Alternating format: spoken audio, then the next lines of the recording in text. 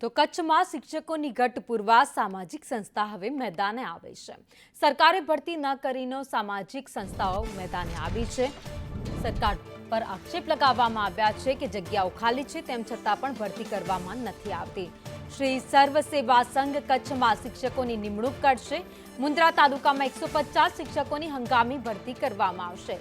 જ્ઞાન જ્યોતિ યોજના હેઠળ તાત્કાલિક ધોરણે ભરતી કરાશે। તો શ્રી સર્વ સેવા સંઘ કચ્છ સ્વખર્ચે શિક્ષકોની ભરતી કરશે તેવો નિર્ણય લેવામાં આવ્યો છે।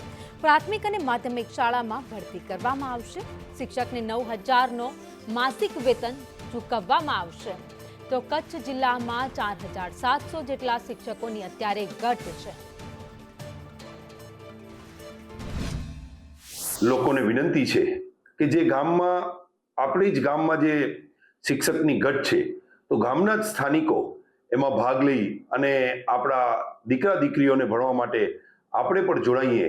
આજે પણ મુન્દ્રા તાલુકાના લગભગ 59 જેટલા ગામોમાં આપણે શિક્ષકોની પ્રાથમિક, માધ્યમિક અને ઉચ્ચ માધ્યમિક શિક્ષકોની નિમણૂક કરવા જઈ રહ્યા છીએ। આપણે સૌ સાથે મળીને આપણા ભવિષ્યને સુદૃઢ બનાવીએ, આપણા વિદ્યાર્થીઓને સુદૃઢ બનાવીએ, એ જ અભ્યર્થના સાથે આ અમે કાર્યક્રમ કરવા જઈ રહ્યા છીએ।